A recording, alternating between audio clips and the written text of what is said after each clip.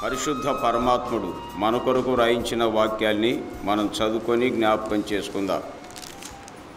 నిర్గమాకాండం 5వ అధ్యాయం 2వ వచనాన్ని మనం చదువుకుందాం. నిర్గమాకాండం 5వ అధ్యాయము 2వ వచనం. ఫరో, నేను అతని మాట విని ఇశ్రాయేలును పోనిచ్చుటకు యెహోవా ఎవడు? నేను యెహోవాను ఎరుగను, ఇశ్రాయేలును పోనీయనెను. ఇందులో ఒక మాటను మనం జ్ఞాపకం పెట్టుకుందాం. యెహోవా ఎవడు అన్నాడు. రెండో మాటగా జ్ఞాపకం చేసుకుందాం. చూడండి, లూకాసు వార్త 19వ అధ్యాయం 1, 2, 3 వచనాల్ని మనం చదువుకుందామండి. లూకాసు వార్త 19వ అధ్యాయం 1, 2, 3 వచనాలు. ఆయన సంచరించు యెరికో పట్టణములో ప్రవేశించి దాని గుండా పోచుండాను. ఇదిగో సుంకపు గుత్తదారుడును ధనవంతుడైన జక్కయ్య అను పేరు గల ఒకడు యేసు ఎవరో అని చూడగోరెను గాని పొట్టివాడైనందున జనులు గుంపు కూడి ఉంట వలన చూడలేకపోయాను. ఇక్కడ ఒక మాట మనం జ్ఞాపకం పెట్టుకుందాం. ఏ మాట అది? అది చూడండి, యేసు ఎవరో. మూడవదిగా అపోస్తుల కార్యాలు 19వ అధ్యాయం 1, 2 వచనాల్ని మనం చదువుకుందాం. 1, 2 వచనాలు. అపోస్తలుల కార్యములు 19వ అధ్యాయం 1, 2 వచనాలు. అపోల్లో కొరింథీలోనున్నప్పుడు జరిగినదేమనగా, పౌలు పై ప్రదేశములలో సంచరించి ఎఫెసునకు వచ్చి కొందరు శిష్యులను చూచి, మీరు విశ్వసించినప్పుడు పరిశుద్ధాత్మను పొందితిరా అని వారిని అడగగా, వారు పరిశుద్ధాత్ముడున్నాడన్న సంగతియే మేము వినలేదని చెప్పిరి. పరిశుద్ధాత్ముడున్నాడన్న సంగతియే మేము వినలేదని చెప్పిరి. దీంట్లో ఒక అర్థం ఉంది. ఏమని? పరిశుద్ధాత్ముడు ఎవరు, అసలు ఆయన సంగతి తెలియదని. అది చూడండి. 3 ప్రశ్నలు మనం చూస్తున్నాం. ప్రియులారా, పరిశుద్ధ గ్రంథమైన బైబిల్లో నుండి 3 వాక్య భాగాల్ని మనం చదువుకున్నాం. నిర్గమాకాండములో మనం 5వ అధ్యాయములో 2వ వచనం, అలాగునే లూకాసు వార్త 19వ అధ్యాయం 1, 2 వచనాలు, 3వ వచనం వరకు మనం చదువుకున్నాం లూకాసు వార్తలో. అపోస్తుల కార్యాలు 19వ అధ్యాయంలో 1, 2 వచనాల్ని మనం చదువుకున్నాం. ఈ వచన భాగాల్లో ముగ్గురిని గురించినటువంటి 3 పేర్లను గురించినటువంటి ప్రశ్నార్థకమైనటువంటి విషయాలు మనం వింటున్నామండి, చదువుకున్నాం. అందులో ఒకటి యెహోవా ఎవరు అనేది, రెండోది యేసు ఎవరు అని, మూడోది పరిశుద్ధాత్ముడు ఎవరో ఉన్నదే మాకు తెలియదు అన్నారు. ఇది చూడండి, డౌట్లు ఆ దినాల్లో వారికి ఉన్నాయి, ఈ దినాల్లో కూడా ప్రజలకు చాలామందికి ఉన్నాయి. ఎందుకున్నాయి డౌట్లు అంటే, మీరు రారు కదా ప్రార్థనకి, బైబిల్ అసలు చదవరు కదా, వాక్యం అసలు వినరు, ఇంకేం తెలుస్తుంది మీకు? మీరు జ్ఞానవంతులే కాదని కాదు, గొప్ప విద్యావంతులే కాదని కాదు, మీరు చదివిన సబ్జెక్టులలో ఇవన్నీ ఉండవు. కాబట్టి మీరు చదువుకునేది మీకు తెలుసేమో కానీ చదవనివి మీకెట్లా తెలుసు? చదవని వాటిని గురించి, తెలియని వాటిని గురించి అపార్థం చేసుకున్నట్లయితే ఎవరి నష్టానికి వాళ్ళే ఉత్తరవాదులు. అది చూడండి, చాలామంది వేళ అంతే, ఏమి చదవరు, వినరు, ప్రార్థనకు అసలు రారు, మాది కాదని. అందుకే డౌట్లలో పడతారు, అనుమానంలో పడతారండి, తెలియకుండా ఏదేదో మాట్లాడతారు. యెహోవా ఎవరు అని ఒక రాజుకు, ఆయన ఎవరో నేను ఎరగను అన్నాడు ఐగుప్తు రాజు అయిన ఫరో. రెండోదిగా యేసు ఎవరో చూడాలనుకున్నారు. ఎవరైనా ఒక ధనవంతుడు, జక్కయ్య అంటారు. ఆ రోజుల్లో రాజులకు ఆ దేవుడు ఎవరో తెలియదు, యెహోవా ఎవరో తెలియదు. ఈ రోజుల్లో కూడా అంతే, వాస్తవాలు చెప్తే బాధపడతారండి. అసలు దేశానికి రాజులు, ప్రెసిడెంట్లు, ప్రైమ్ మినిస్టర్స్ కావచ్చు, కానీ ఈ సత్యాలు తెలియవు వాళ్ళకి. ధనవంతులు సైతం, గొప్ప గొప్ప ధనవంతులు ఉన్నారు, యేసు ఎవరో తెలియదు వారికి. ప్రియులారా, ఇక్కడ బైబిల్లో కూడా చరిత్ర అదే చెప్తుంది. జక్కయ్య మరి అనుకున్నాడు, యేసు ఎవరో చూడాలనుకున్నాడు. ఆయన పెద్ద ధనవంతుడు, సుంకపు గుత్తదావుడని వాక్యంలో మనం చూస్తున్నాం. మూడవదిగా విశ్వసించినటువంటి వారు, యోహాను బట్టి బాప్తిసం పొందినటువంటి వారు, విశ్వాసులకు కూడా తెలియ పరిశుద్ధాత్మ ఎవరు ఉన్నాడన్న సంగతే మేము వినలేదు అన్నారు. చూడండి, విశ్వాసులకు కూడా డౌట్లే అన్నమాట. అది అన్నమాట. ఇది రాజులకు తెలియదు దేవుని గురించి, యేసు ప్రభువుని గురించి ధనవంతులకు తెలియడం లేదు కొందరికి. అలాగే పరిశుద్ధాత్ముడు ఎవరో విశ్వసించిన వారు, యోహానును బట్టి బాప్తిసం పొందినటువంటి వారికి పరిశుద్ధాత్ముడు ఎవరో తెలియడం లేదండి. ఇవి మనం తెలుసుకోవాలి. ఇది చాలా కష్టతరమైనటువంటి సబ్జెక్టే, కానీ ఇవి తెలియక చాలామంది సతమతమైపోతున్నారండి. అసలు యెహోవా ఎవరు, యేసు ఎవరు, పరిశుద్ధాత్మ ఎవరు అన్నటువంటివి చాలా కీలకమైనటువంటి విషయాలుగా మనం చూస్తాం. కానీ ఇది అర్థం చేసుకోవడానికి మనం మేధస్సుకు అంతుపట్టనటువంటి విషయాలు కొన్ని సందర్భాల్లో. కానీ వాక్యం ఏం చెప్తుంది? ద్వితీయోపదేశ కాండం 29వ అధ్యాయం 29వ వచనములో ఇలా వ్రాయబడింది ప్రియులారా. ద్వితీయోపదేశ కాండం 29వ అధ్యాయం 29వ వచనములో ఇలాగ మనం జ్ఞాపకం చేసుకుంటున్నాం. రహస్యములు మన దేవుడైన యెహోవాకు చెందును. రహస్యములు మన దేవుడైన యెహోవాకు చెందును. అయితే మనము ఈ ధర్మశాస్త్ర వాక్యములన్నిటిని అనుసరించి నడుచుకున్నట్లు బయలుపరచబడినవియు ఎల్లప్పుడూ మనవియు మన సంతతి వారివి నగునని చెప్పుదురు అనే మాట ఉంది. కాబట్టి మనకు బయలుపరచబడినటివి మనం నేర్చుకుని మనవి మన సంతతి వారివి అండి. రహస్యములు యెహోవాకు చెందును, దేవుడైన యెహోవాకు చెందును అనే మాట వాక్యములో జ్ఞాపకం చేసుకుంటున్నా. దేవుని రహస్యం, దేవుని ప్రేమ, దేవుని దయ ఎంత గొప్పదో మనం తెలుసుకోవడానికి అవకాశాలు ఉన్నాయి, కానీ దేవుని రహస్యం అంతుపట్టదు ఒక్కోసారి. అయితే మనం వాక్యములో దేవుని యొక్క సంగతులు తెలుసుకోవడానికి దేవుని దాసులు, ప్రవక్తలు, దైవజనులు, ఆయన సేవకులు చెప్పి మరి చేసినటువంటి మొర అన్నటువంటిది ఎలాంటిదో జ్ఞాపకం చేసుకుంటా. ఎందుకంటే ఆ సంగతులు చదవబడిన ఆ సంగతులు అర్థం కావాలంటే మరి దేవుని దాసులు ఇతరులకు చెప్పాలంటే వారికి అర్థం కావాలి కదా. అందుకని అర్థం కావడం కోసమై దేవునికి ఎలాగ మొరపెట్టారో కొన్ని వచనాలు అలా జ్ఞాపకం చేస్తాను.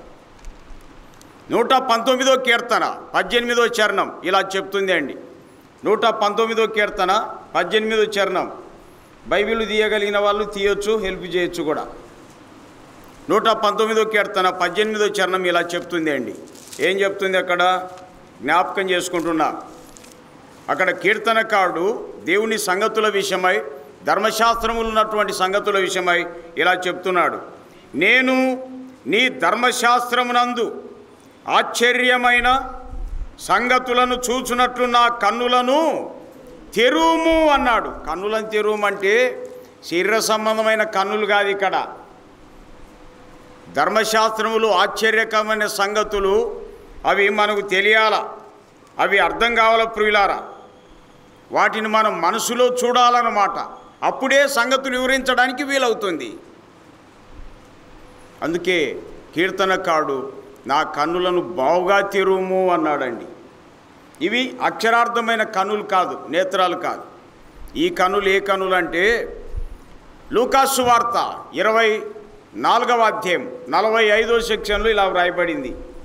లూకాసు వార్త 24:45వ సెక్షన్లో ఇలా వ్రాయబడింది అండి. ఏం రాయబడింది చూస్తాం, అక్కడ గమనిస్తున్నాను చూడండి.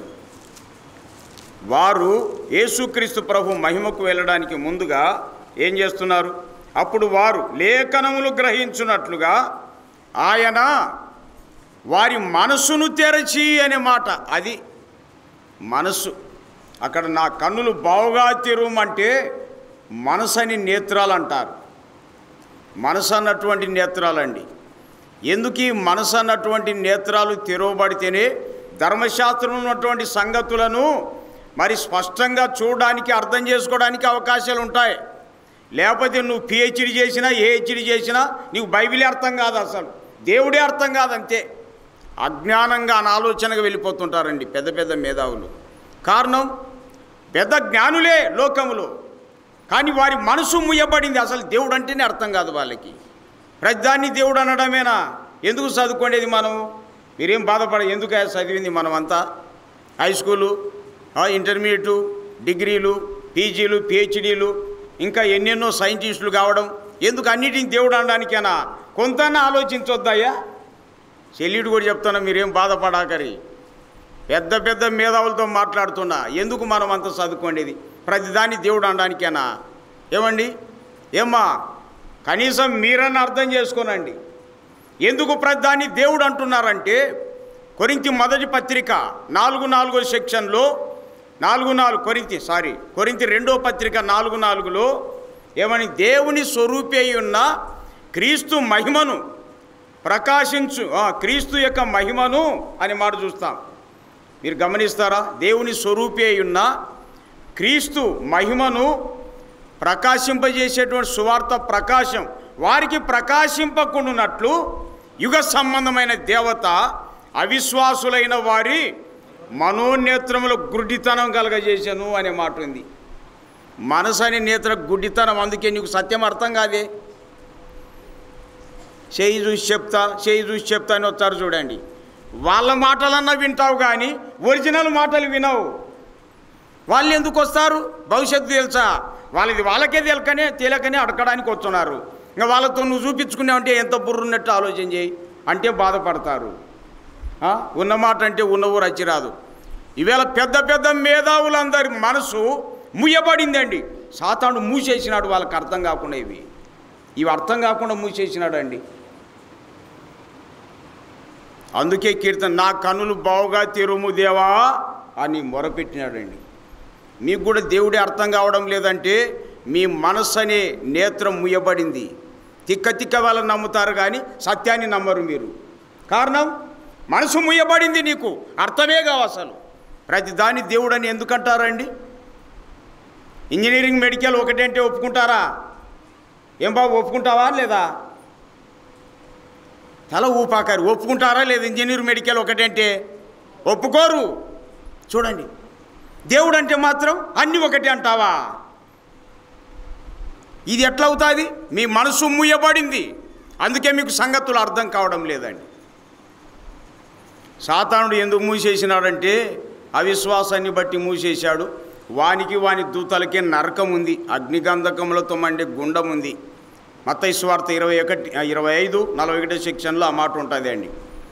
నరకములు మొత్తం అందరిని పడేయడానికే వాడు మనసును మూసేసినాడు. అందుకు అర్థం కావడంలే. ఇది మాది కాదు అంటున్నారండి. నేను అప్పుడప్పుడు గుర్తు గణాంకాలు చెప్తుంటా. అప్పుడప్పుడు 3 బదులు ఎంత అండి? 10 × 3 = 30.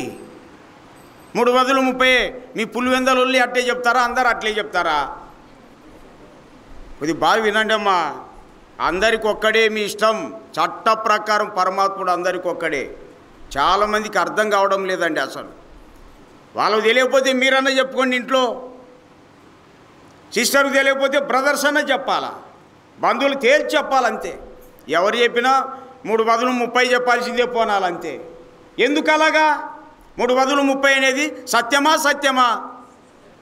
ఏమ్మా అట్లా చెప్పారు. నోరు కొద్దిగా అదిలించారు, నాకు వినపడుకునే పర్వాలే.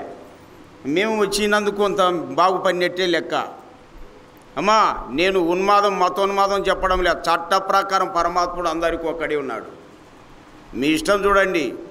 తిక్కకపోతే మాత్రం శాంతి దొరకదు. నేను చట్ట ప్రకారం తెలుసుకున్నా, తేల్చి చెప్తా.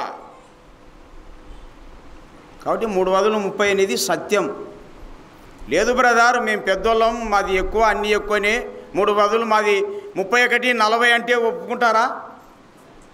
మీరే ఆలోచన చేయండి అమ్మా. అంటే వాళ్ళకు లెక్కలు రానట్టే లెక్క. నేను ఎందుకు చెప్తున్నా అంటే సత్యం అనేది అందరికి ఒకటే ఉంటుంది అంతే. ఎవరు చెప్పినా 52, 100 చెప్పాల్సిందే. ఏమ్మా, నిజమా కాదా తల్లి?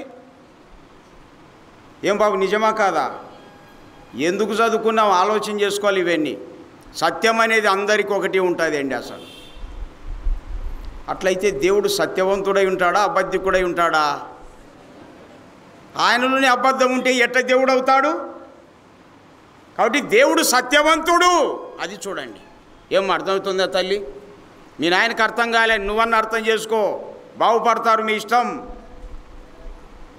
కనీసం ఒక్కరికైనా అర్థం కావాలా? దేవుడు అందరికీ ఒక్కడే. ఎందుకంటే ఆయన సత్యవంతుడు, ఆయన అబద్ధం ఆడనేరని దేవుడు. తీతు 1:4 సెక్షన్ చెప్తుందండి. ఆయన సత్యవంతుడు. రోమా 3:4 చూస్తాం. యోహాను సువార్తలో ఇంకా చాలా చోట్ల ఉంది దేవుడు సత్యవంతుడు అనే మాట. ఆయన క్రీస్తుకు వచ్చి నేనే సత్యం అని కూడా చెప్పాడండి. నేనే సత్యం అంటే నాలాగా ఎవరైనా ఉన్నారంటే చరిత్రలో చూడండి, గ్రంథాలు చదవండి అనేగా. మీరు చదవకపోతే వినకపోతే ఏం అర్థమవుతుంది? యేసుప్రభు అంటేనే వాళ్ళది వీళ్ళది అంటున్నారండి. ఇంతకు అర్థమైంది అని నీకు? ఎందుకు? మీ మనసు ముయ్యబడింది, అందుకే మీరు అర్థం కావడంలే. యేసుప్రభు అంటేనే చిన్న చూపుగా వాళ్ళది వీళ్ళది అనుకుంటున్నారండి. కారణం మీ మనసు ముయ్యబడింది అమ్మా. ఆరిని అగ్నిగుండములో సాతాను మిమ్మల్ని తనతో కూడా పడగొట్టాలని ప్లాన్తోనే మీ మనసుని నేత్రాన్ని మూసేసినాడు. తిక్క వల్ల నమ్ముతావు కానీ అసలుది నమ్మలేకపోతున్నారు. కారణం మనసు ముయ్యబడింది. కీర్తనకాడు అందుకే యెహోవా నీ ధర్మశాస్త్రములోని సంగతులను, మరి లోతైన సంగతులను బాగా చూసిన కన్నులు బాగా తెరువు అన్నాడండి. కన్నులంటే మనసు తెరిచాడు యేసుప్రభు. లూకాసు వార్తలో మనం 24:45 మనం చూసాం. వారు లేఖనం గ్రహించినట్లు వారి మనసును తెరిచెను అనే మాట ఉంది. నా మనసును కూడా తెరిచాడు. ఎప్పుడో తెలుసా? 1976లో 8వ క్లాసులో. అబ్బాయి అర్థమవుతుందా మీకు? బాగుపడాలంటే వినాలి అంతే. ఇంకా నువ్వు బాగుపడినా మీ ఇల్లు కూడా బాగుపడతారు. 1976లో 8వ క్లాసులో ఒక వాక్యం ద్వారా ప్రభువు నాతో మాట్లాడినట్లయింది అండి. ప్రభు అయిన యేసునందు విశ్వాసం ఉంచుము, అప్పుడు నీవును నీ ఇంటి వారు రక్షింపబడుదురు అనే మాట. ఏంటబ్బా వాక్యం ఇట్లుంది అనుకున్నా నేను. ఎందుకంటే నేను ఇంటిలో ఎవరు నమ్మలేదు కాబట్టి వాళ్ళ మీద డిపెండ్ అయ్యి ఆధారపడినా అన్నమాట. ఎవరు నమ్ముకోలేదు, నేను ఒక్కరిని నమ్ముకుంటే కష్టం కదా అని. కానీ వాక్యం నా అనుమానానికి తగినట్లుగానే ప్రభు అయిన యేసునందు విశ్వాసం ఉంచుము, అప్పుడు నీవును నీ ఇంటి వారు రక్షింపబడుదురు అనే మాట. ముందు నువ్వు నమ్ముకో రక్షణ పొందుతావు అనే వాక్యం పట్టుకునేది. ఓహో, ముందు నన్ను నమ్ముకోమంటున్నాడే, తర్వాత మా ఇంటి వారు రక్షింపబడతారనిందే. ఇక నేను ఆ దేవుని వాక్యమని నమ్మాను, ప్రభు అయిన యేసుక్రీస్తునందు విశ్వసించినానండి 1976లో బాబు. ఆ ఖచ్చితమైన నెల డేటు నాకు తెలియదు కానీ మొత్తం మీద ఆ మీటింగ్ జరిగాయి ఒక చోట చాబోళ్ళు అని. ఆ బ్యానర్ మీద రాసిన వాక్యం మాట్లాడినాడు. మరి పరిశుద్ధాత్ముడు ఎట్లు తీర్మానం చేయించాడు. ఆ సంవత్సరం నుండి ఇప్పటి వరకు ఆయన నడిపిస్తూనే ఉన్నాడు. నేను నమ్మిన తర్వాత నాన్న అమ్మ ఇంటి వాళ్ళందరికీ చెప్పాను, సంగతి ఇది చూడండి, అందరికీ దేవుడు ఒక్కడే, పరలోకానికి మార్గం కూడా ఒకటే, ఆయన్ని ప్రభు అయిన యేసుక్రీస్తు అని స్పష్టంగా అర్థమైపోయింది. మనసు తెరవబడింది. నేను రక్షింపబడ్డాను, మా ఇంటి వారు కూడా రక్షింపబడ్డారు. కాబట్టి అబ్బాయిలు మీరు కూడా కొద్దిగా గమనించండి నాయన. మీకు చెల్లిటి కూడా చెప్తున్న అమ్మాయిలు కూడా, మీ ఇంట్లో మీ అమ్మ నాన్నలకు అర్థం కాలేదు, మీకన్నా అర్థం కావాలా? అర్థం కాలేదంటే మనసు ముయ్యబడింది. అది చూడండి. ఎంపీలకు కూడా అర్థం కావు వాక్యం తెలుసా? పార్లమెంట్ ఎంపీలకు కూడా బైబిల్లో ఉన్నాడండి. ఒక ఎంపీ ఉన్నాడు తెలుసా? కందాకే అని రాణి కింద పనిచేసేవాడు. అపోస్తుల కార్యాలు 8వ అధ్యాయంలో బైబిల్లో ఒక యెషయా గ్రంథం చదువుతున్నాడు, అర్థమే కాలే ఆయనకి. ఫిలిప్ అన్నటువంటి ఒక వ్యక్తి వెళ్ళాడు, సువార్థికుడు. ఆయన నీవు చదువుతున్నది గ్రహిస్తున్నావా అన్నాడు. ఆయన మంత్రే కానీ వాక్యం అర్థం కాలే. కారణం మనసు మూయబడింది. ఆయన్నే అడిగాడు, ఎవరైనా బోధింపకుంటే ఎట్లా తెలుస్తుంది అయ్యా? మరి ప్రవక్త తను గురించి మాట్లాడుతున్నారా వేరొకరిని గురించి అని. ఫిలిప్ చెప్పాడు, మనసు తెరవబడింది, ప్రభుని నమ్ముకున్నాడు, బాప్తిసం తీసుకొని వెళ్ళిపోయాడండి. కాబట్టి ప్రియులారా, మనసు మూయబడిన వాళ్ళకు వాక్యం అర్థం కాదు. మనసు తెరవబడినటువంటి వారికే వాక్యాలు అర్థమవుతాయండి. అందుకోసం ఇప్పుడు యెహోవా ఎవరు, యేసు ఎవరు, పరిశుద్ధాత్మ ఎవరు అన్నటువంటి ఈ విషయాల్ని మనం స్పష్టంగా గ్రహించాలంటే మా మనసు తెరవబడాలా. ఇంకోటి ఎలా మొరపెట్టాడు తెలుసా? 19 కీర్తన గ్రంథములో 19వ కీర్తన ఆఖరి చరణం 14వ చరణం కాబోలు చూడండి. వాక్యం మనం చూద్దాం. కీర్తన గ్రంథములో మరి 19వ కీర్తన కాబోలు 14వ చరణం ఇలా చూస్తున్నాం. యెహోవా నా ఆశ్రయదుర్గమా, నా విమోచకుడా, నా నోటి మాటలు నా హృదయ ధ్యానమును నీ దృష్టికి అంగీకారములగునుగాక అన్నాడు. చూడండి, అంగీకారములగునుగాక, నా ధ్యానం నీకు అంగీకారములగునుగాక అన్నాడు. చూడండి, ఇలాంటి వాక్యాల్ని మనం జ్ఞాపకం చేసుకుంటున్నాం ప్రియులారా. ఆ కీర్తనకారులు ఆ సమస్యలు లేక దేవుని గురించినటువంటి విషయాలు తెలుసుకుంట కోసమై ఎలాగో మొరపెడుతున్నారో ఈ వాక్యాలు మనకు అర్థమైపోతున్నాయి. అందుకే ఆ మాట చెప్పాడు ఆయన. యెహోవా నా ఆశ్రయదుర్గమా, నా విమోచకుడా, నా నోటి మాటలును నా హృదయ ధ్యానమును నీ దృష్టికి అంగీకారములగునుగాక అని మొరపెట్టాడు. 25:14 కూడా చూద్దాం. కీర్తన గ్రంథంలోనే 25:14 ఇలా జ్ఞాపకం చేసుకుందాం. 25వ అధ్యాయం 14 వచనం ఏమనింది? 25:14 యెహోవా మర్మం ఆయనందు భయభక్తులు గల వారికి తెలిసియున్నది, ఆయన తన నిబంధనను వారికి తెలియజేయును అనే మాట ఉంది. చూడండి, కాబట్టి యెహోవా మర్మం, దేవుని మర్మం ఆయనందు భయభక్తులు గల వారికి తెలిసి ఉన్నది. ఇది కొలస్సై పత్రిక 2వ అధ్యాయం 2వ వచనములో దేవుని మర్మమై ఉన్న క్రీస్తు అని ఉంటుంది. కొలస్సై పత్రికలో 2వ అధ్యాయం 2వ వచనములో ఏంటయ్యా? అదే కొలస్సై పత్రిక 2వ అధ్యాయం 9వ వచనములో దేవత్వం యొక్క సర్వ పరిపూర్ణత శరీరముగా క్రీస్తునందు నివసించున్నది అని వ్రాయబడింది. కాబట్టి ప్రియులారా, దేవుని మర్మం ఆయన యందు భయభక్తులు గల వారికి తెలిసి ఉన్నది అని వాక్యములో మనం జ్ఞాపకం చేసుకుంటున్నాం. మరొకటి వారు చేసిన మొర, చివరిగా ఆ మొరను గురించిన విషయాలు 106వ కీర్తనలో మరొకటి చూద్దాం. చూడండి, 34వ చరణం, 106వ కీర్తన 34వ చరణం ఇలా జ్ఞాపకం చేసుకుంటున్నాం. 104వ కీర్తన 34వ చరణం ఆయనను గూర్చిన నా ధ్యానం ఆయనకు ఇంపుగా నుండునుగాక. 19వ కీర్తనలో నా ధ్యానం నీకు ఇంపుగా ఉండునుగాక అన్నాడు. ఇక్కడ కూడా ఏమన్నాడు? ఆయనను గురించిన నా ధ్యానము ఆయనకు ఇంపుగా ఉండునుగాక. కాబట్టి ధ్యానం అన్నటువంటిది దేవునికి ఇంపుగా ఉండాలా, ఆయన ప్రజలకు కూడా ఇంపుగా ఉండాలి ప్రియులారా. అది చాలా ముఖ్యమైనటువంటిది.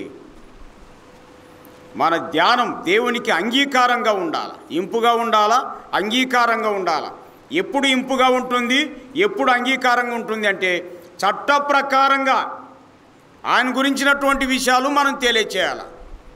అప్పుడే ఆయనకు మరి ఇంపుగా ఉంటుంది, సొంపుగా ఉంటుంది, అంగీకారంగా ఉంటుంది ప్రియులారా. అది కాబట్టి దైవ సంబంధమైన విషయాలు ఎట్లంటే ఎట్లా చెప్పడానికి వీలు కాదు. మంచిదండి, ఇలాగ మొరపెట్టినారు వాళ్ళంతా. నా కనులను బావుగా తెరుమని ప్రారంభం చేస్తూ నా ధ్యానం నీకు అంగీకారం అగునుగాక, నీకు ఇంపుగా ఉండునుగాక అని చెప్పి వారు మొరపెట్టినారండి. మంచిది. ఈ వాక్యముల ద్వారా మనము దేవుని గురించినటువంటి విషయాలు మనం ఇంకా తెలుసుకుంటాం. ఇంకా ఎన్నో ఉన్నాయండి. ఇవంతా ఉపోద్ఘాతంగా మనం తెలుసుకుంటున్నాం.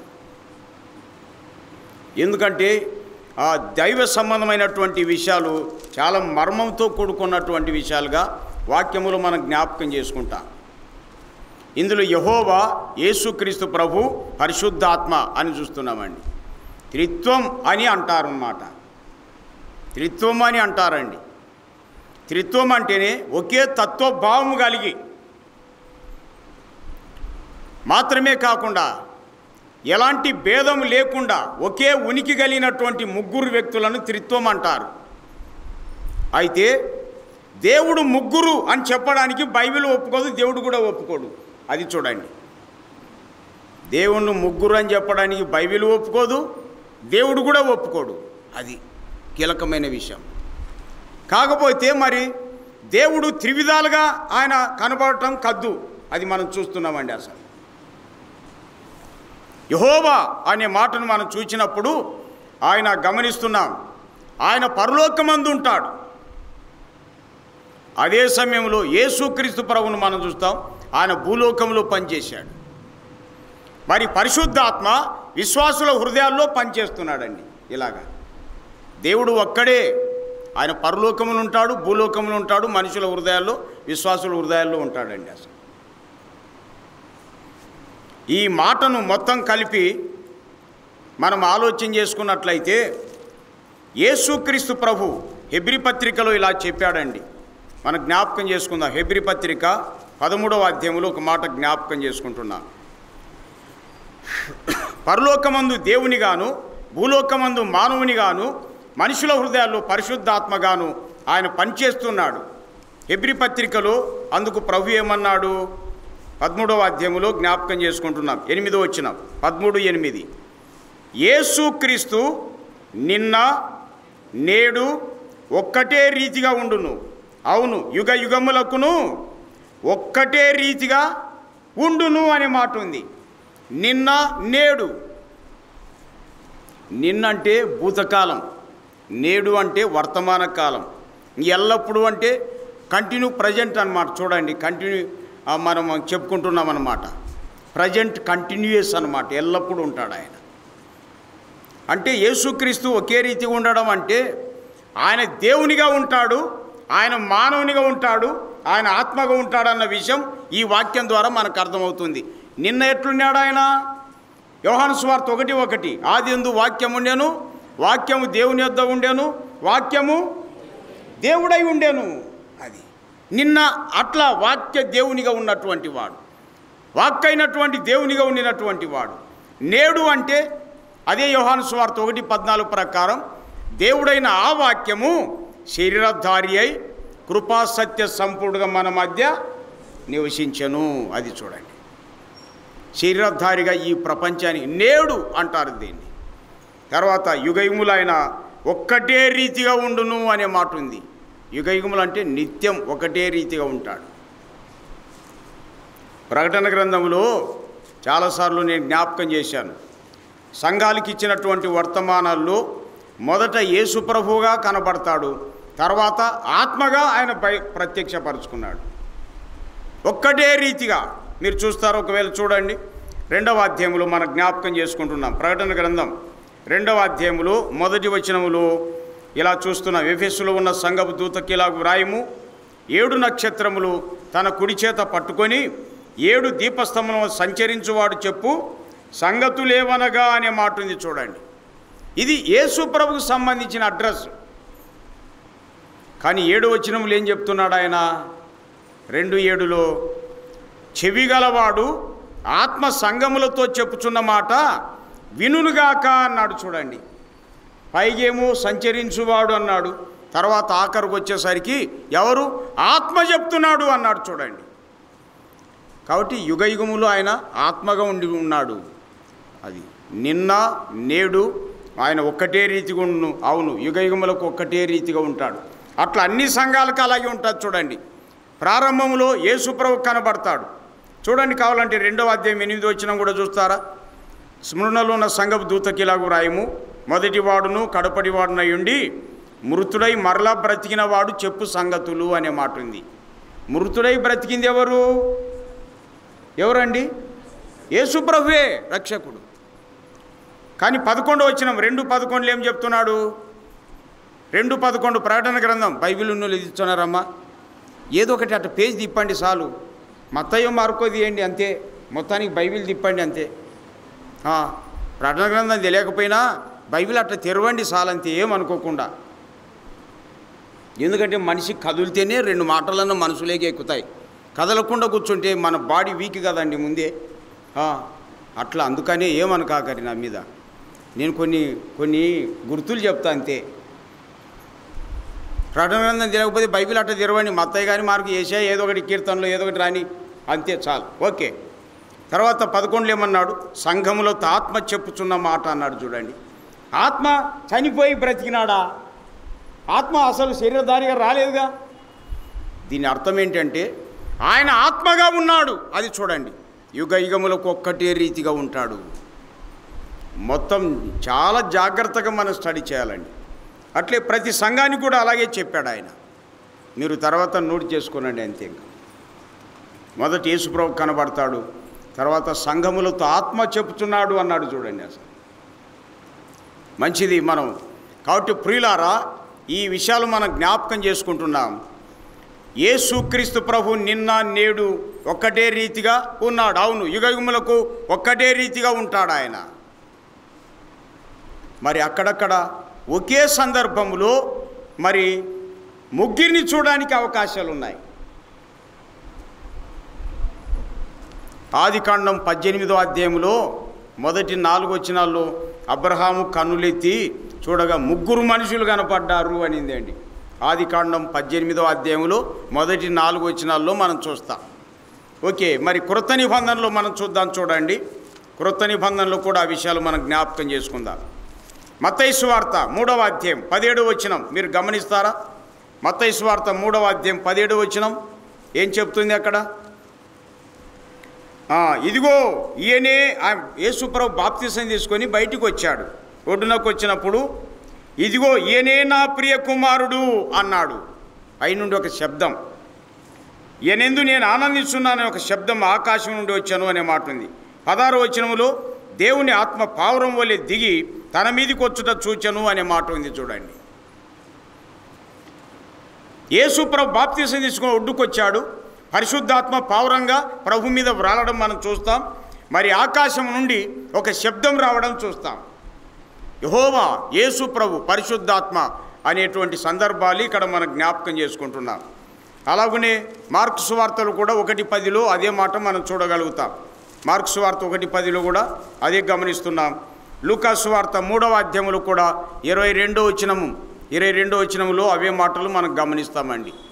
అవే మత్తయి సువార్త 3వ అధ్యాయంలో 16-17 వచనాలు ఉన్న సందర్భమే మార్కు సువార్త 1:10, లూకా సువార్త 3:22 సెక్షన్లలో మనం చూస్తాం. అంటే ఈ సందర్భాల్లో యేసుప్రభు కనపడుతున్నాడు. ఆకాశం ఒక శబ్దం రావడం, తండ్రి శబ్దాన్ని మనం చూస్తాం. పరిశుద్ధాత్మ శరీరాకారంతో పావురం వలె రావడం మనం చూస్తాం. పావురం వలేనిది పావురం మాత్రం కాదు ఆయన, ఆ పోలికలు మనం చెప్తున్నామని. కాబట్టి యెహోవా, యేసు ప్రభు, పరిశుద్ధాత్మ కొన్ని సందర్భాల్లో ఒకే సందర్భాల్లో ఆ ముగ్గురిని మనం చూస్తూ ఉన్నాం ప్రియులారా. అట్లని వేరు వ్యక్తులని చెప్పడానికి కూడా బైబిల్ ఒప్పుకోదు, దేవుడే తానే అసలు ఒప్పుకోడు. యేసుక్రీస్తు ప్రభు ఆయన చెప్పినటువంటి మాటల్లో ఇలా చూస్తున్నాం.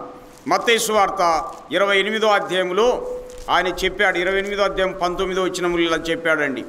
ఏం చెప్పాడు? తండ్రి యొక్కయు, కుమారుని యొక్కయు, పరిశుద్ధాత్మ యొక్కయు నామంలోనికి వారికి బాప్తిసం ఇవ్వండి అన్నాడు ప్రభు. తండ్రి యొక్కయు, కుమారుని యొక్కయు, పరిశుద్ధాత్మ యొక్కయు నామములోనికి వారికి బాప్తిసం ఇవ్వండి అంటే ఆయననే తండ్రి అంటారు, ఆయననే కుమారుడు అంటారు, ఆయనే పరిశుద్ధాత్మ అంటారని దాని అర్థం. అది చూడండి రహస్యం. యేసుక్రీస్తు ప్రభు క్లియర్గా చెప్పేశాడు. తండ్రి యొక్కయు, కుమారుని యొక్కయు, పరిశుద్ధాత్మ యొక్కయు నామములోనికి బాప్తిసం ఇవ్వండి అన్నాడండి. అంటే ఆయన పేరేంటయ్యా? ఆయన తండ్రి అంటారు, ఆయన కుమారుడు అంటారు, ఆయన పరిశుద్ధాత్మని కూడా అంటారని యేసు ప్రభు స్పష్టంగా నోరారు చెప్పాడు. మత్తయి రికార్డ్ చేసేసాడు దాన్ని. చూడండి,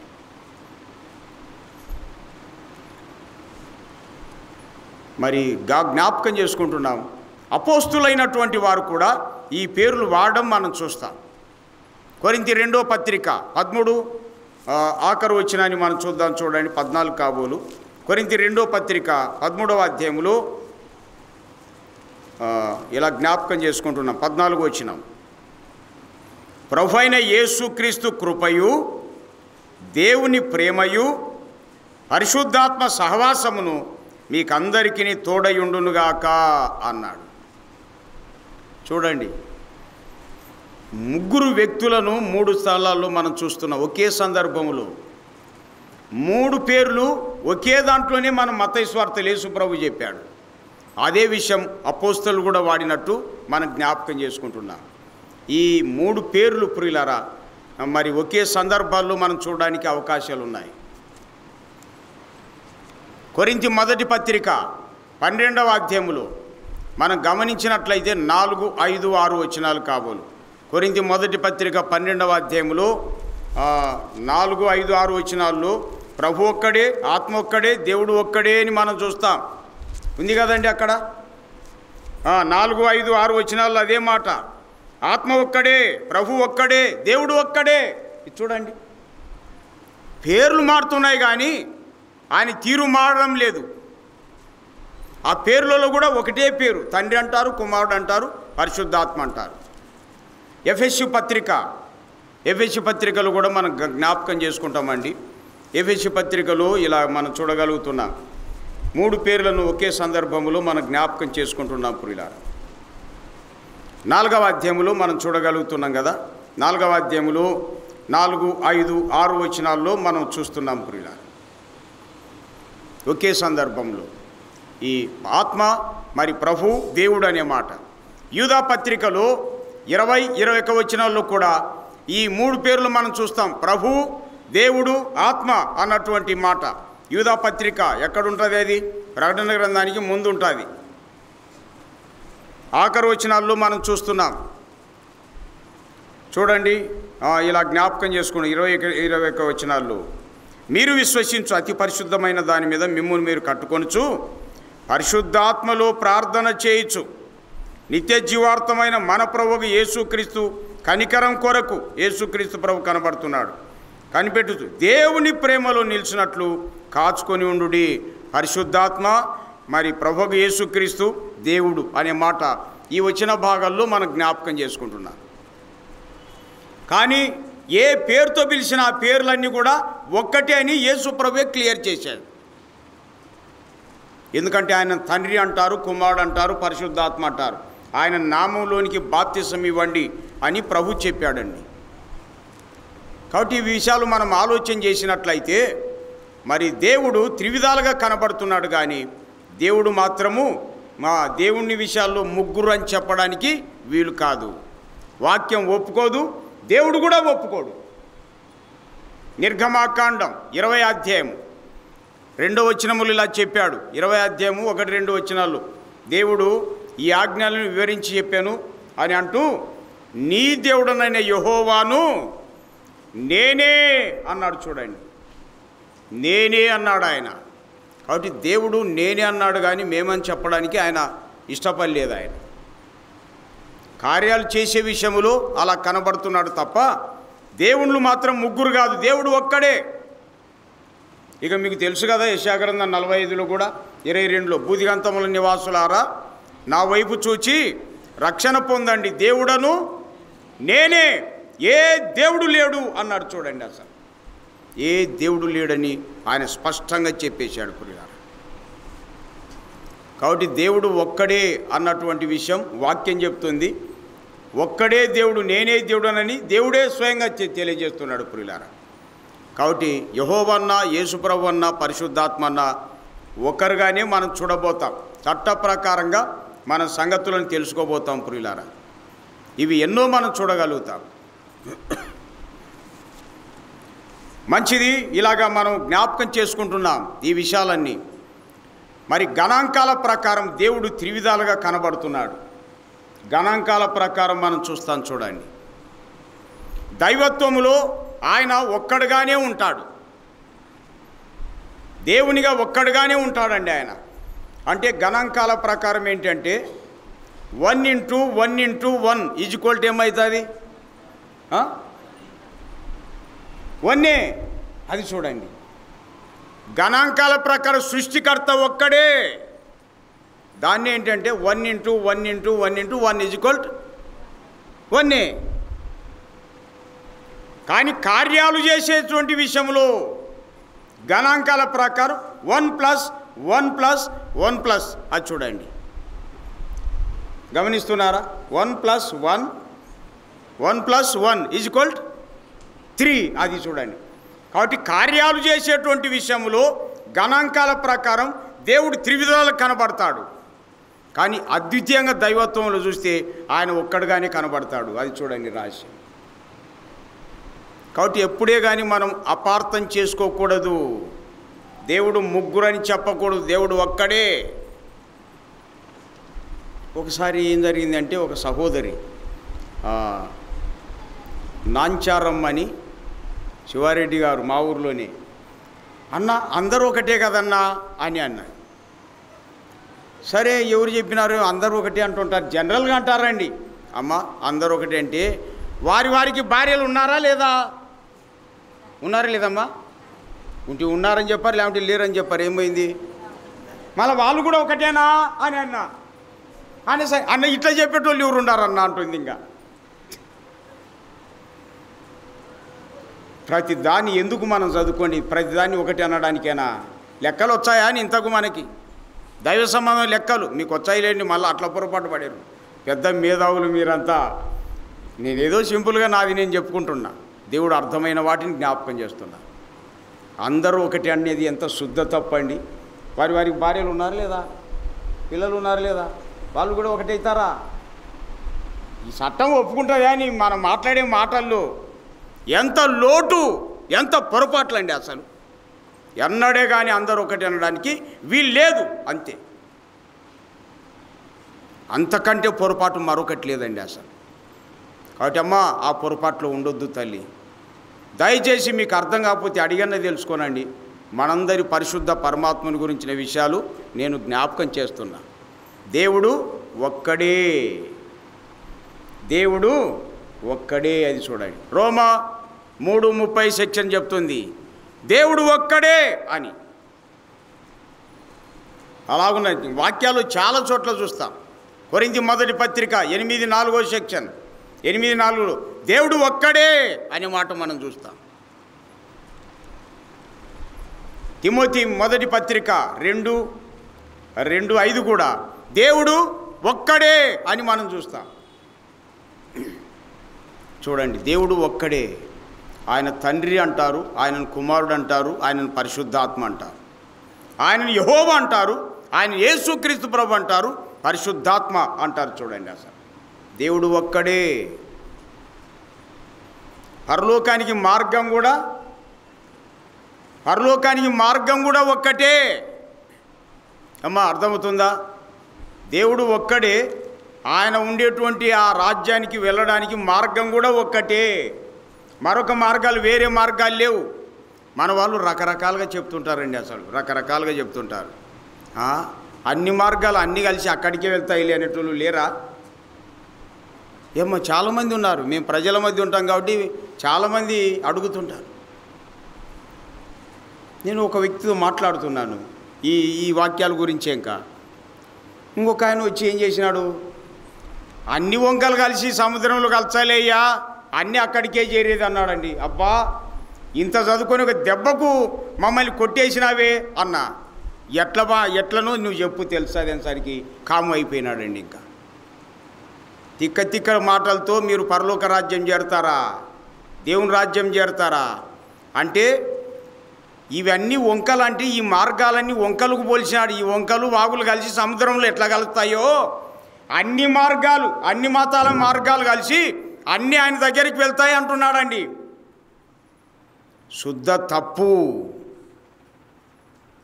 పరలోక రాజ్యం అంటే సముద్రం లాంటిది అనుకున్నారా? మీరే ఆలోచన చేయండి. నేను చాలాసార్లు గుర్తు చేస్తుంటా ఇక్కడికి వచ్చినప్పుడు అంతా. చాలా సంవత్సరాల క్రితం ఒక అడ్వకేటు, ఇప్పుడు లేడండి, ఆయన చనిపోయినాడు, మిస్టర్ సుబ్బారావు అని బ్రాహ్మణ అడ్వకేటు. మాట్లాడుతుంటే రాజారావు మీరు నేరుగా వెళ్తారు, మేము చుట్టూ తిరిగి వచ్చామన్నాడండి. అబ్బా, చుట్టూ తిరిగి వచ్చాం, అంతకంటే దాన్ని ముందే మొత్తానికి అక్కడికి చేరుకోవడం మంచిదేగా అన్న నేను. చుట్టూ తిరిగిరా, కష్టపడిరా, ఎట్లయినా అక్కడికి చేరుకోవడం మేలే కదా, మీరు నేరుగా వెళ్తారు, మేము చుట్టూ తిరిగి వచ్చామంటున్నాడండి ఆయన. అబ్బా, ఎట్లా, దానికి వివరణ చెప్పండి అనేసరికి ఇప్పుడు మన నంద్యాల రావాలంటే, కర్నూలు రావాలంటే, వెళ్ళాలంటే ఎట్లయినా వెళ్ళొచ్చుగా అన్నాడండి. ఈలాగా మనకు తెలిసినే చెప్పుకుంటూ వచ్చినాడు. ఇక నేను వాక్యం గుర్తు చేశాను. పరలోక రాజ్యం అంటే గమనించండి, కర్నూలుకి, నంద్యాలకు, మన పులివెందలకు, కడపకు చాలా దారులు ఉన్నాయా లేదా? ఏమండి, ఉన్నాయా లేదమ్మా? ఎట్లయినా నడిచైన రావచ్చు, సైకిల్ మీద హెలికాప్టర్ నుండి అయినా రావచ్చు. ఎందుకు ఇన్ని దారులు ఉన్నాయి? కర్నూలు, కడప, నంద్యాల, పులివెందలకు ఎందుకు ఇన్ని దారులు ఉన్నాయంటే, నంద్యాలలో పాపం ఉందా లేదమ్మా? ఉంది కదా. నంద్యాలలో, కర్నూలులో ఉందా లేదా? కర్నూలులో ఉంది, కడపలో ఉంది, మన ఊరిలో మచ్చుకుంది. ఏమంటారు, నిజమా కాదా? పాపమున్న ఏ పల్లెకైనా పట్టణాలకైనా చాలా దారులు ఉన్నాయండి. పరలోక సామ్రాజ్యం, దేవుని సామ్రాజ్యం అంటే కర్నూలు, కడప, మన నంద్యాల లాంటిది అనుకున్నారా? వెళ్ళనే వెళ్ళరుపో అన్న. అది పాపం లేని పరిశుద్ధ సామ్రాజ్యం, పరిశుద్ధ దేవుడు ఉండే సామ్రాజ్యం. దానికి ఒకటే దారి ఉండేది. I am only the way అన్నాడు. ఆ దారే ప్రభువైన యేసుక్రీస్తు. నేనే మార్గం, నేనే సత్యం, నేనే జీవం అన్నాడు. నా ద్వారాని తప్ప ఎవ్వరు కూడా రాలేరు తండ్రి దగ్గరికి అన్నాడు. తండ్రి దగ్గరికి అంటే ఆయనే తండ్రి, నిత్యుడగు తండ్రి. మానవుని ఉన్నాడు కాబట్టి ఆయన స్టేటస్ను గొప్ప చేసి చెప్తుంటాడు ఎప్పుడు. అది చూడండి రహస్యం. నా ద్వారాని తప్ప ఎవ్వరు కూడా పరలోక రాజ్యానికి రారన్నాడండి ఆయన. అమ్మా, ఒక్క యేసు ప్రభు ద్వారా తప్ప ఇంకెవ్వరి ద్వారా ఎవరు పరలోకం చేరలేరండి. ఇది వాస్తవ సత్యం. ఎందుకు అంటారేమో, అది కూడా జ్ఞాపకం చేస్తున్నా. ఒక్క యేసు ప్రభుని నమ్మిన వారే పరలోకం వెళ్ళి తక్కిన వాళ్ళకి ఎవరికి లేదు. ఇంకెన్ని ఇష్టం వచ్చినట్టు ఆలోచన చేయండి. ఎందుకు అంటే యేసుక్రీస్తు ప్రభు మానవ జాతి కోసమై విమోచన క్రయధనంగా మానవులు పొందవలసిన శిక్ష ఆయనే పొందాడు. మానవులకు గొప్ప రక్షణ సిద్ధం చేశాడు. ఆయన చనిపోయి సమాధి చేయబడి తిరిగి ఎన్నో రోజులు లేచినాడు అండి? 3 రోజులు లేచినాడు. చరిత్ర ఇది, కథలు కాదు. 3 రోజులు లేచాడు. 40 దినాలు సజీవుని కనపరుచుకొని యెరూషలేము దగ్గర ఒలివల కొండ అనింది. ఇప్పటికీ కొండ ఉంది అని మీరు చూసిరారు. కావాలంటే ప్రార్థనకు రాకపోతే వెళ్ళి చూడకపోతే, వాక్యం వినకపోతే ఇంకా ఎట్లా నేర్చుకుంటాం సత్యాలు? ఏమో నిజమా కాదా? మీ ఆయన నమ్మలేదనుకో, మీ బ్రదర్స్ వెళ్ళైనా చూడయ్యా, మాటలన్నా విను, కనీసం నమ్మకుంటే మళ్ళీ అని చెప్పాలా? నువ్వు వెళ్ళవు, వాక్యం వినవు, ఏం చదవవు, ఏమర్థమవుతుంది నీకు? అడ్డదిడ్డంగా మాట్లాడేది తప్ప అని చెప్పాలా మనం ప్రేమతో?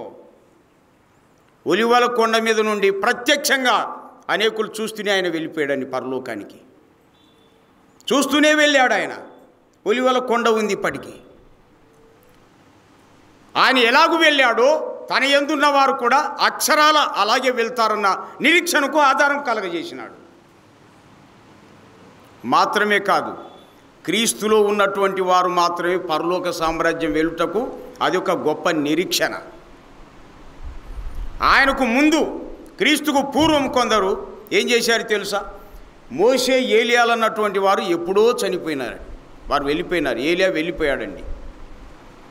యేసుప్రభు భూమండలం మీద ఉన్నప్పుడు ఆయన శిష్యులకు కొండ మీద రూపాంతరం చెంది మహిమలో ఉన్నటువంటి 2 వ్యక్తులను చూపించినాడు ఆయన. ఆ 2 వ్యక్తులు ఎవరు? మోషే, ఏలియాలండి. అసలు ఎప్పుడు మోషే, ఏలియా కాలము, యేసుప్రభు కాలం ఎప్పుడు? మీరే 100,000 సంవత్సరాల తేడా ఉంది అండి. అసలు 1000 సంవత్సరాల క్రితం క్రీస్తులో దేహాన్ని విడిచిపెట్టి వెళ్ళిపోయినటువంటి వారిని మొదటి శతాబ్దంలో భూమండలం మీద ఉన్నటువంటి శిష్యులకు ప్రత్యక్షంగా చూపించాడు. పేతురు, యాకోబు, యోహానులకు చూపించాడండి. కాబట్టి యేసుక్రీస్తు ప్రభువులో ఉన్నటువంటి వారే మహిమలో అక్షరాల ప్రవేశిస్తారని చరిత్ర స్పష్టంగా చెప్తుంది అండి. అసలు ఇంకా తక్కినోళ్ళకు లేదమ్మా, నువ్వు ఎంత నిష్ఠ భక్తి ఉన్నా లాస్ట్ నష్టమైపోతారు. మీ ఇష్టం. చేజేతులారా, ఎందుకు నష్టం కావాలా? చేజేతులారా, ఆలోచన చేయండి ప్రియులారా. ఒక్క యేసుక్రీస్తు ప్రభువులో ఉండి యాత్రను ముగించిన వారే పరలోక సామ్రాజ్యం చేరతారు. అయితే ఇందులో మరొకటి జ్ఞాపకం చేస్తున్నా. ఒక్కోసారి ఇవన్నీ నమ్మడానికి మీకు కష్టంగా ఉంటుందేమో. మీ ఇష్టం, మీరు ఎవరినైనా నమ్మండి, అభ్యంతరం లేదు. కానీ ఒక్క మాట జ్ఞాపకం చేస్తా. నేను పెద్దలతో చెప్తుంటాను మా ఊర్లో, మీ ఇష్టం, ఎవరినైనా నమ్మండి. నీవు ఎవరు నమ్మావో ఆయన గురించి నీకు సరిగ్గా తెలియకపోతే నిత్యాగ్నికి వెళ్ళిపోతావు నువ్వు, అంతే, ములాజ లేకుండా. నువ్వు ఎవరు నమ్మావో వారిని గురించి నీకు సరిగ్గా తెలియకపోతే, నువ్వు నమ్మిన వారు సృష్టికర్త కాకపోతే ఆరణ్యాగ్నికి వెళ్ళిపోతావు, అంతే. రెండవది, నీవు నమ్మినటువంటి వారు పరలోకంలో ఉన్నారా లేదా? పరలోకం అంటే బైబిల్లో చెప్తారు, మీరేం చెప్తారు నాకు తెలియదు.